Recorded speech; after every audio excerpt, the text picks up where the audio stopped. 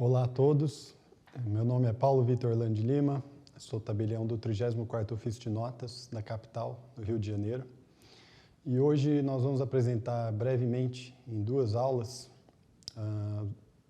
algumas novidades sobre o direito de família extrajudicial no estado do Rio de Janeiro. Nós tivemos, no início deste ano, a entrada em vigor do novo Código de Normas Extrajudicial, que trouxe algumas importantes novidades para o estado do Rio de Janeiro e que servem de parâmetro para alguns estados do Brasil seguirem o mesmo caminho no futuro. Os temas tratados hoje serão, primeiro, as novidades no inventário extrajudicial, na primeira aula, e na segunda aula, as novidades do divórcio extrajudicial, a nomeação de curador e apoiadores por ata notarial e diretivas antecipadas de vontade e autocuratela. Regras comuns ao inventário, divórcio e dissolução de união estável. A primeira regra básica é que é livre a escolha do tabelião de notas. Não se aplica as regras de competência do Código de Processo Civil, que determina um rol taxativo ali de competência. Necessária a presença de advogado, dispensada a procuração e a minuta. Ou seja, apesar de ser muito comum os advogados apresentarem uma minuta de inventário ou mesmo uma minuta de divórcio ao tabelião, isso é totalmente dispensável. Até mesmo a procuração do advogado é dispensável. O extrajudicial se pauta pela informalidade. Então, como já será realizada a escritura pública, com a fé pública do tabelião, indicando a presença do advogado e sua assinatura, não é necessário nem mesmo a minuta e nem a procuração. Certidões originais de registro civil. É necessária a apresentação de certidões originais, mas elas não precisam estar atualizadas, ou seja, não possuem prazo de validade.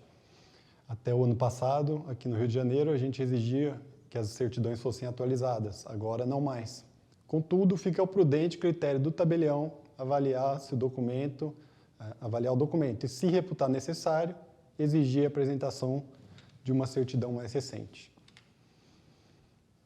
O menor emancipado é considerado plenamente capaz, inclusive para fins de inventário extrajudicial. E aqui a gente passa para as novidades. Podem ser objeto de inventário os imóveis pendentes de regularização, devendo constar no ato a ciência dos interessados e que o registro da propriedade ficará condicionado à sua efetiva regularização, e os direitos possessórios sobre imóveis.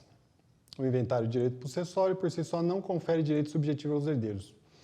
Ou seja, apesar do novo Código de Normas do Rio de Janeiro permitir o inventário de imóveis pendentes de regularização e de direitos possessórios sobre imóveis, ele deixa claro que a regularização deve ser realizada no primeiro momento e, com relação ao direito de posse, que constitui um indício de prova sobre a futura ação de uso capião, no caso. Na verdade, nada mais é do que uma confirmação do princípio da SESIN, no sentido de que os bens já foram transmitidos no momento do falecimento do decujus. Então, no momento em que ele faleceu, os bens já se transmitiram automaticamente aos seus herdeiros. A realização do inventário através da escritura pública é uma mera formalização do que a lei diz que de fato já ocorreu. Então, na prática, seria insustentável inviabilizar o inventário em razão desses motivos, de ter um imóvel pendente de regularização ou com relação a direitos possessórios sobre os imóveis. Agora, o inventário, se houver testamento e se não houver testamento. Se não houver testamento, naturalmente, não há dúvida que pode ser feito no extrajudicial. Havendo testamento, exige-se prévia autorização do juízo sucessório competente, nos autos de apresentação e cumprimento de testamento válido e eficaz. Contudo, essa autorização judicial vai ser dispensada nos casos em que o testamento for revogado ou caduco, segundo a avaliação prudente do tabelião. O que acontece aqui é que a doutrina civilista em geral não faz distinção exatamente o que é um testamento caduco, mas por praxe judiciária, entende-se que o testamento caduco é aquele que perdeu efeito prático. Então, na prática, ele não vai ter efeito mais nenhum, conforme as disposições que o testador gostaria que acontecessem.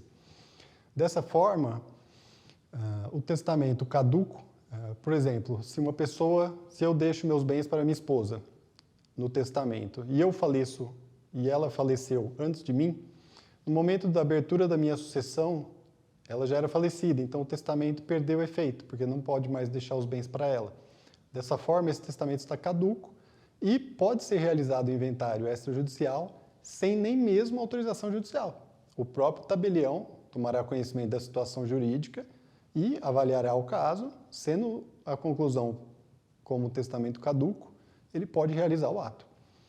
O mesmo se aplica ao testamento revogado, ou seja, foi realizado um testamento, posteriormente houve uma revogação expressa desse testamento. Não é necessário que o juiz reconheça isso, o próprio tabelião pode reconhecer a revogação e seguir em frente com o inventário normalmente, como se não houvesse testamento. Prazo de abertura do inventário, aqui no estado do Rio de Janeiro, o sujeito passivo deverá prestar a declaração de TD no prazo máximo de 90 dias, contados da data do óbito, nas sucessões processadas de forma extrajudicial. Nas sucessões judiciais, ainda segue o prazo anterior. Esse foi um benefício da lei também na virada do último ano.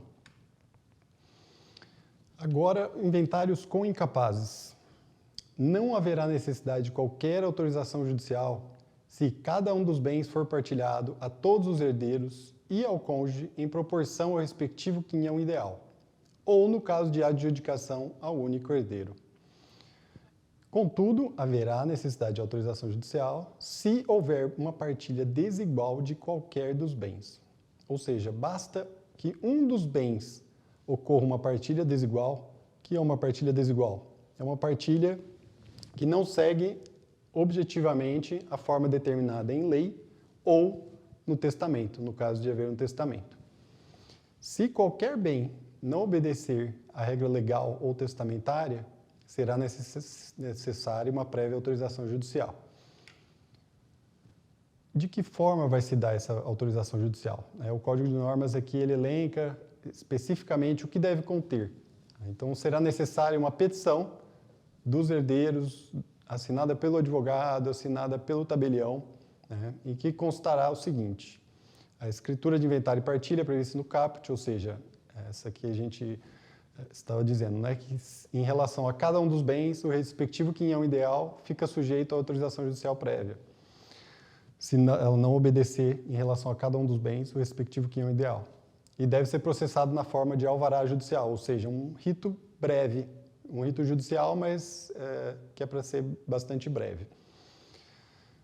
E isso vai exigir uma elaboração prévia de uma minuta de inventário e partilha. Agora sim, no caso de haver incapaz e um dos bens não estar seguindo a divisão de quinhões ideais, aí sim será necessária a apresentação dessa minuta, que deve conter a menção expressa de se tratar de escritura pública de proposta de inventário e partilha, a declaração dos interessados de que o ato notarial somente será lavrado após a autorização judicial, o pedido dos interessados, representados pelo advogado, dirigido ao juiz com competência orfanológica, ou seja, juízo de família, desse pedido de alvará, autorizando a lavratura do ato, a assinatura dos interessados e do representante legal ou assistente do incapaz e a assinatura do advogado assistente. Aqui é importante essa questão do representante legal ou assistente do incapaz.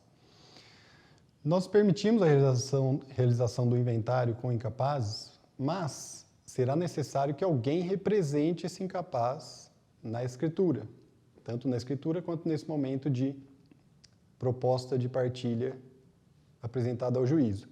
E é necessário que o incapaz tenha um representante legal, ou seja, tenha um curador ou tenha um tutor.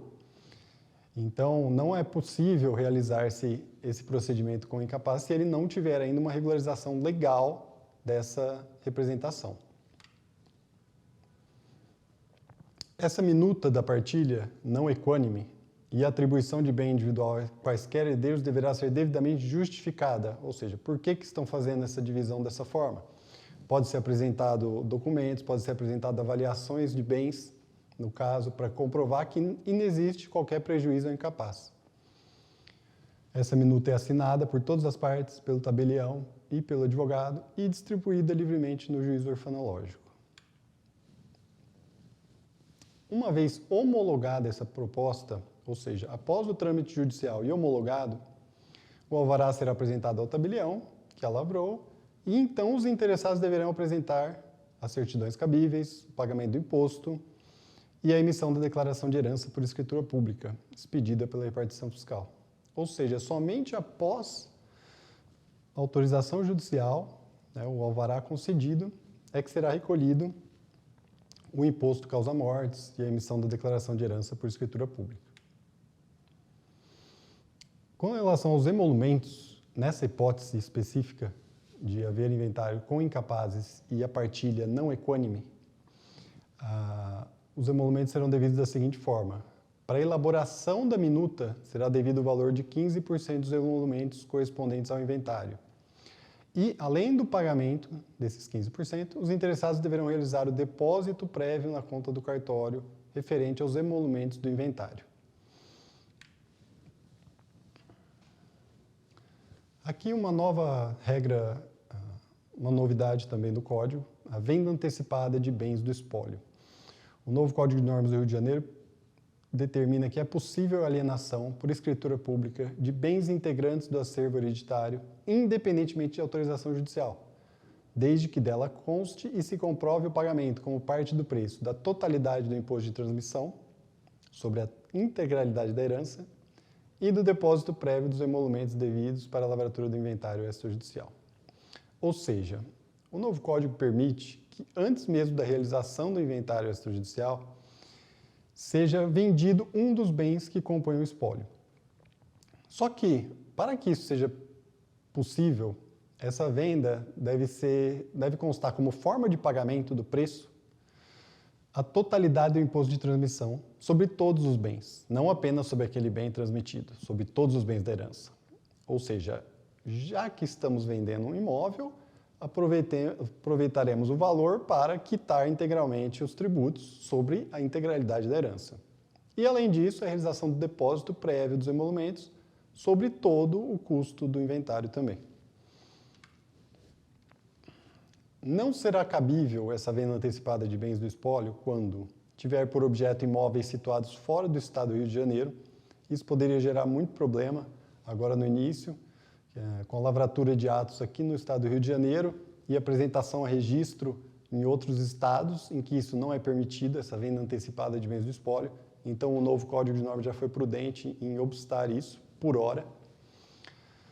Também não é cabível quando o inventário não puder ser lavado por escritura pública na via extrajudicial, o que está cada vez mais raro, mas ainda há hipótese em que não pode ser lavrado. E 3, não é cabível quando constar a indisponibilidade de bens contra algum dos herdeiros ou ao meeiro. Ou seja, não pode ser um subterfúgio dos herdeiros do meeiro para dispor de um bem antes mesmo de integrar o patrimônio deles formalmente. O espólio será representado pelo inventariante, previamente nomeado em escritura declaratória, ou no próprio instrumento de alienação de bens integrantes do acervo hereditário. Se o inventário extrajudicial não for lavrado no prazo de 90 dias, contados da ciência do depósito prévio, considerar-se-á o ato notarial realizado, importando na perda dos emolumentos. E agora a regra mais importante é que esse bem alienado será relacionado no monte, ou seja, no inventário o bem constará como um bem inventariado, para fins de apuração dos emolumentos, enquadramento tributário, cálculo dos quinhões e eventual torna, mas não será objeto de partilha, informando-se que já houve a sua alienação na escritura do inventário. Aqui o Código também faz a distinção, para não se confundir a venda antecipada de bens do espólio, essa novidade que nós acabamos de ver, com a cessão de direitos hereditários. A cessão de direitos hereditários sobre bem específico é algo bastante controvertido na doutrina e jurisprudência, mas o novo Código de Normas do Rio de Janeiro permite a cessão de direitos hereditários sobre bem individualizado, independentemente de autorização judicial, desde que formalizada ou anuída por todos os herdeiros. Então isso veio para apaziguar uma divergência muito grande que havia aqui. Contudo, é importante ressaltar que a cessão ela diferencia-se da venda antecipada, por quê? Porque na cessão de direitos, a mera cessão de direitos, ainda há necessidade de realização do inventário. Então, hoje, com esse instituto da venda antecipada, passou a ser muito mais benéfico realizar uma venda antecipada do que uma cessão de direitos sobre um bem específico. Nomeação do inventariante. A nomeação do inventariante pode ser realizada em escritura declaratória prévia ou no próprio inventário.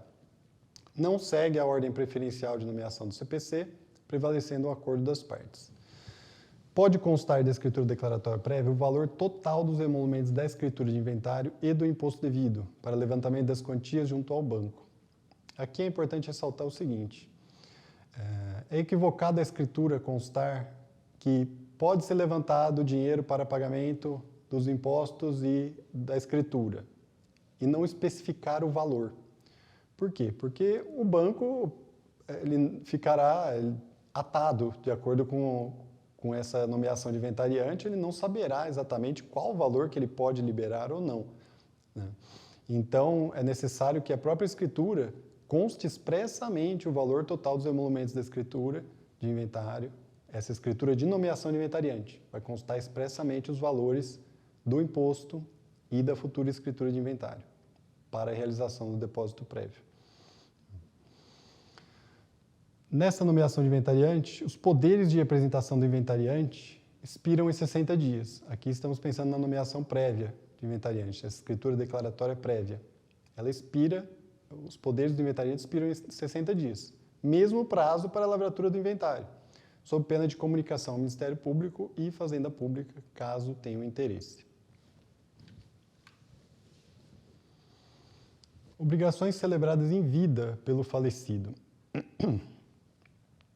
Dispensa alvará judicial o cumprimento de obrigações celebradas em vida pelo falecido, como promessa de compra e venda ou cessão de direitos, desde que comprovada a autenticidade e preexistência do negócio jurídico. Essa autenticidade e preexistência exigem prova inequívoca, como informe de bens à receita, instrumento particular de conhecimento de firma, registro público do ato ou documento equivalente. Deixa aqui, portanto, o rol aberto para a prudente análise do tabelião. Caso o negócio não tenha sido integralmente quitado até o óbito, deverá ser recolhido o imposto de transmissão sobre o saldo credor, pois nessa hipótese, no momento do falecimento, o de cujus ainda possuía um crédito a receber, de modo que isso deve integrar aí a base de cálculo dos impostos. Mas não é a regra geral. A regra geral é que as partes fazem uma promessa de compra e venda, muitas vezes por escritura pública mesmo, já quitadas há anos, há décadas, e isso não é levado a registro. E não só levado a registro, mas não é realizada a escritura definitiva de compra e venda. Então, esse novo artigo do Código de Normas é muito adequado no sentido de permitir ao tabelião, sem necessidade de autorização judicial, realizar essa escritura desde que haja prova do ato, essa promessa de compra e venda, dessa cessão de direitos e da quitação. Então, uma vez que a obrigação já está totalmente quitada, pode ser realizado o ato mediante a representação com o inventariante. Sobre as certidões necessárias ao inventário, também tivemos uma grande mudança esse ano, com a entrada em vigor do novo Código. A lavratura da escritura de inventário pelo tabelião e o registro da partilha dos bens dispensa a apresentação de certidões fiscais, forenses ou de distribuidores judiciais. E a existência de credores do espólio ou mesmo débitos tributários não impede a realização do inventário e partilha ou adjudicação por escritura pública e nem o registro da partilha de bens. Aqui o Código deixa bem claro que, havendo certidões positivas, isso não impede a lavratura do inventário. Por quê? Na prática, o bem já passou a propriedade dos herdeiros, certo? A escritura é mera formalização do que a lei diz que já aconteceu, de acordo com o princípio da Sesine.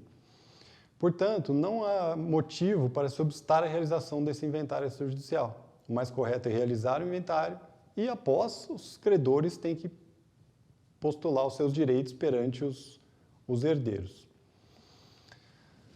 A certidão de interdição e tutela somente é exigível em relação aos herdeiros que tiverem realizado uma partilha desigual do quinhão, que contemple bens imóveis. Aqui no Rio de Janeiro, até o ano passado, todos os herdeiros tinham que apresentar a certidão de interdição e tutela. O que não fazia muito sentido, porque quando a gente pensa no princípio da CESINE, eles já receberam o bem. Então, a escritura está meramente formalizando aquilo que já ocorreu. Dessa forma, o novo código estabelece que só haverá necessidade de certidão de interdição e tutela, e somente do domicílio da parte, se houver uma partilha desigual do quinhão. Ou seja, se um herdeiro estiver cedendo, dentro do inventário, a sua parte de um bem imóvel para outro. Se não ocorrer isso, não é necessária a certidão de interdição e tutela. Com isso, nós encerramos essa primeira aula. E na próxima aula nós iremos tratar dos demais itens da pauta.